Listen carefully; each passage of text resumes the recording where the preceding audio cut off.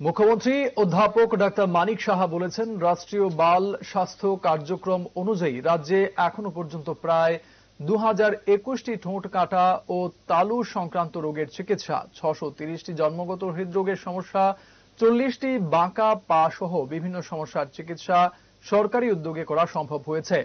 আজ জাতীয় স্বাস্থ্য মিশনের উদ্যোগে এবং চেন্নাইয়ের অ্যাপোলো শিশু হাসপাতালের সহযোগিতায় জন্মগত হৃদরোগ সম্পর্কিত বিষয়ে রাজ্যভিত্তিক স্ক্রিনিং ক্যাম্পের উদ্বোধন করে কথা বলেন মুখ্যমন্ত্রী। আগরতলা গভর্নমেন্ট নার্সিং কলেজের অডিটোরিয়ামে আয়োজিত রাজ্যভিত্তিক স্ক্রিনিং ক্যাম্পের উদ্বোধন করে মুখ্যমন্ত্রী বলেন, রাষ্ট্রীয় বাল স্বাস্থ্য কার্যক্রম অনুযায়ী 0 থেকে 18 বছর পর্যন্ত যারা জন্মগত শারীরিক অসঙ্গতি বা বিকাশগত ত্রুটি নিয়ে জন্মের পর যখন তাদের চিকিৎসা করা হয় তার সমস্ত খরচ সরকারের উদ্যোগে করা হয়। রাজ্যের গোমতী, ঊনকোটি ও ধলাই জেলায় জন্মগত হৃদরোগ সম্পর্কিত বিষয়ে স্ক্রিনিং সেন্টার রয়েছে। আগামী দিনে পশ্চিম ত্রিপুরা জেলায় এই ধরনের আরেকটি স্ক্রিনিং সেন্টার খোলার পরিকল্পনা রয়েছে সরকারের। এদিনের অনুষ্ঠানে উপস্থিত ছিলেন স্বাস্থ্য পরিবার কল্যাণ দপ্তরের এডিশনাল সেক্রেটারি ব্রহ্মনীত কৌর, জাতীয় স্বাস্থ্য মিশনের মিশন ডিরেক্টর রাজীব দত্ত, স্বাস্থ্য পরিবার কল্যাণ দপ্তরের অধিকর্তা অধ্যাপক ডাক্তার সঞ্জীব কুমার দেববর্মা, জাতীয় স্বাস্থ্য মিশনের জয়েন্ট মিশন ডিরেক্টর বিনয় ভূষণ দাস প্রমুখ।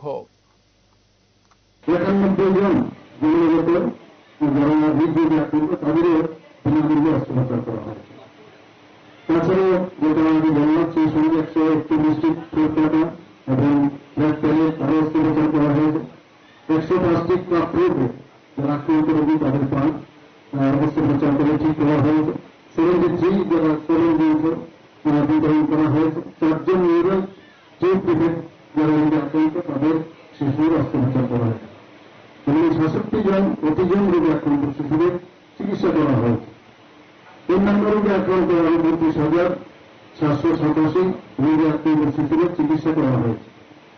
তো এখানে আমাদের আপনারা শুনে নিশ্চয়ই আপনারা শুনেছেন যে বার্থ ডিফেক্ট এখানে দেখা যায় যে fifth largest cause of death in Indian babies এবং আমাদের পরিচিত দেখা গেছে প্রায় 1 থেকে 3%, 1 থেকে 3 জন 100 বেবির মধ্যে দেখা গেছে যারা জন্মগ্রহণ করে তার মধ্যে এই পার্সেন্টেজটা দেখা যায়। তো আমাদের ইচ্ছা আছে এখানে আমাদের যে আগামী দিন কিছু চিন্তাভাবনা আছে যেমন আমরা নিশ্চয়ই করবো, যেমন আপনার